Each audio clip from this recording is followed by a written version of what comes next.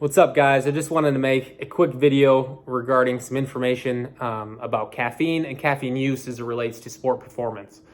So some benefits from caffeine. Caffeine's been shown to improve endurance performance by 2 to 4% when consumed in doses of 3 to 6 milligrams per kilogram of body mass. And your typical doses of caffeine, because that's always a pretty good question by a lot of people, we want to shoot for typically around 6 milligrams a kilogram of body mass, and specifically within 60 minutes of exercise, as that's shown to result in the greatest effects, I guess I could say. And that's been linked to increases in mean power output, increases in muscular endurance and strength, increases in power output, sprint performance, and vertical jumping performance as well. For basketball specifically, there's increased number of free throws attempted and made, total and offensive rebounds. However, it's worth noting that sprint time and dribbling speed was actually not affected. So keep that in mind.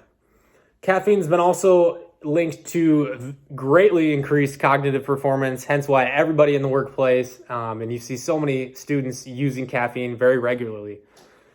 Now, the really interesting thing is caffeine actually is going to increase the use of fatty acids for metabolism for both anaerobic and aerobic athletes. So caffeine will enhance your time to exhaustion by acting as a glycogen sparer regarding the glycogen that is stored within your muscles. So that's pretty sweet. So some disadvantages: caffeine is a diuretic, so caffeine is going to increase your urination frequency, which could potentially lead to dehydration, although the literature surrounding that isn't necessarily very strong, but it is a possibility.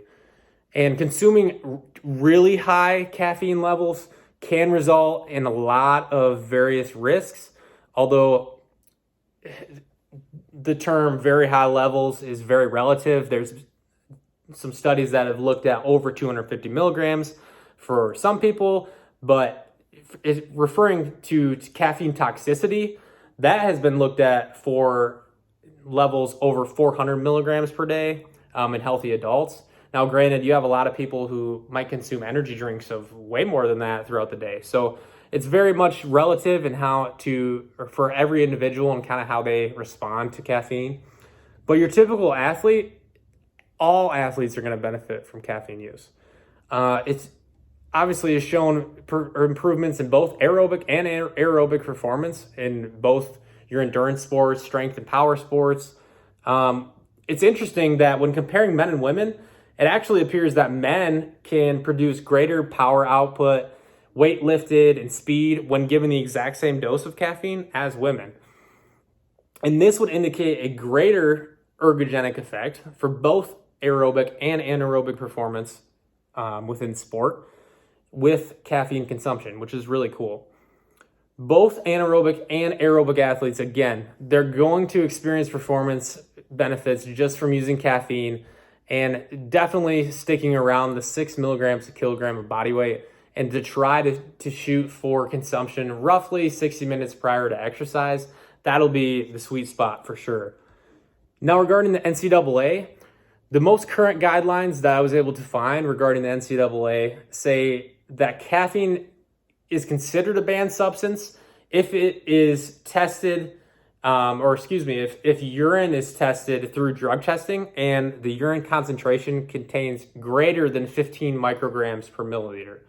So basically, if you're getting drug tested, yes, caffeine at those really high levels, it would be considered a banned substance. However, based on that total information, the current recommendation is, consume caffeine to increase performance for sure. But sticking to levels around 6 milligrams per kilogram of body weight, 60 minutes prior to exercise. We don't want to amp up the high doses of caffeine, especially before performance, specifically with the adverse effects of those high doses that are potentially relevant. But also, in the event that an athlete was drug tested, the last thing you want to do, especially in a very competitive environment, is to lose an athlete due to testing positive for too much caffeine, believe it or not. So based on the current literature, the effects of caffeine can totally allow athletes to increase their performance on the court. But as long as your amount of consumption is controlled.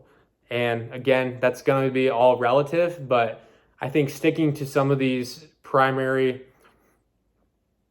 recommendations will be very helpful and useful for you guys. So thank you very much.